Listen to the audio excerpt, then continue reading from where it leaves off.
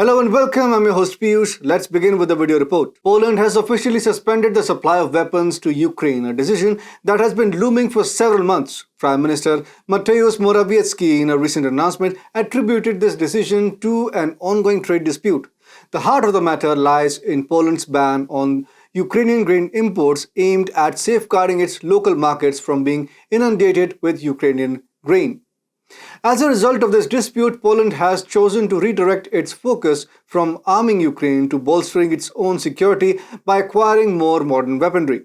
This move marks a significant shift in the bilateral relationship between the two nations. The tensions between the two nations escalated when Ukrainian President Volodymyr Zelensky indirectly criticized Poland during his address to the UN General Assembly. Zelensky accused some European countries of politicizing solidarity and creating a thriller for the grain, a statement indirectly aimed at Warsaw. In response, Polish President Andrzej Duda openly criticized Ukraine, emphasizing that Ukraine should show gratitude and caution against helping a nation that he likened to a drowning man who could drag down anyone trying to assist. And so Poland has chosen to abstain from involvement in the ongoing conflict in Ukraine. Poland's recent decision to withdraw its support for Ukraine's conflict marks a significant turning point. Poland has remained a staunch ally of Ukraine throughout the conflict with Russia.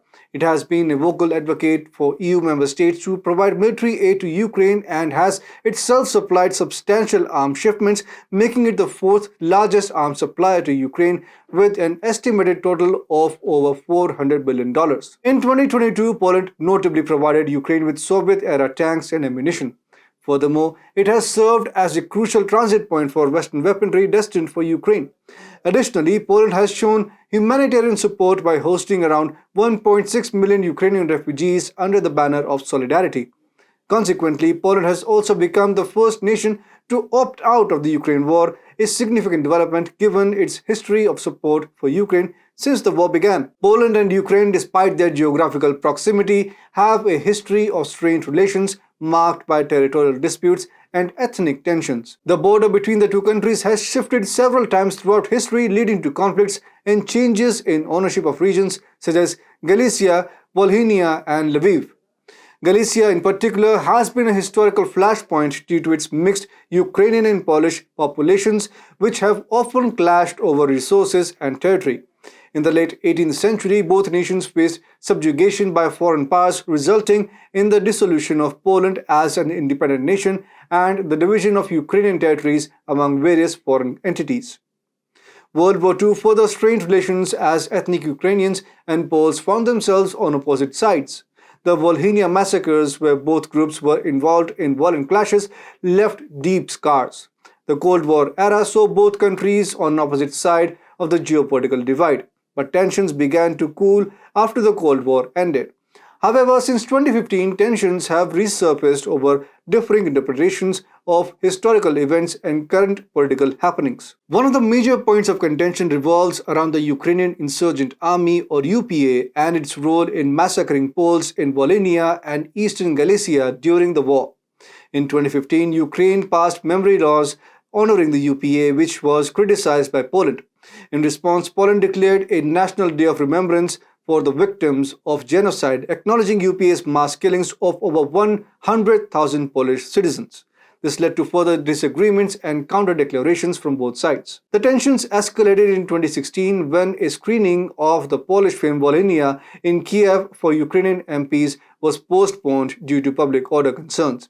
In 2017, the Ukrainian Institute of National Remembrance prevented the exhumation of Polish victims of the 1943 massacres, seen as retaliation for the dismantling of a UPA soldiers' monument in Poland. Disagreements also emerged over individuals with anti-Polish views in high Ukrainian offices. In 2022, Polish nationals initially expressed solidarity with Ukraine as the conflict escalated. However, this unity eroded as the burden of accommodating 1.6 million Ukrainian migrants strained the economy. Inflation surged to 15%, prompting the government to raise taxes, souring public sentiment. As a result, public perception has shifted with increasing vocal opposition against Ukrainians and Poland's government.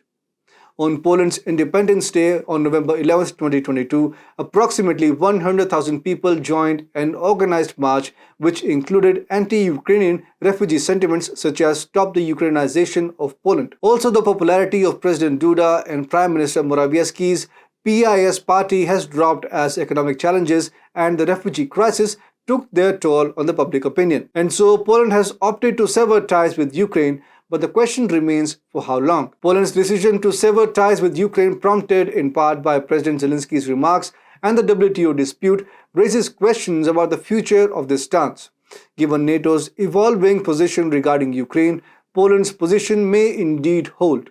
However, Poland has never been historically known to make strategic shifts to its advantage. It's possible that after the Polish elections in 2023, Poland could reassess its stance and re-engage with Ukraine. Poland's historical flexibility in its foreign policy decisions, often driven by self-interest, makes such a shift feasible. As a result, Poland's current position should be closely monitored and assessed. Its decision in the coming months and years will not only impact its relationship with Ukraine, but also regional dynamics given Poland's geopolitical significance.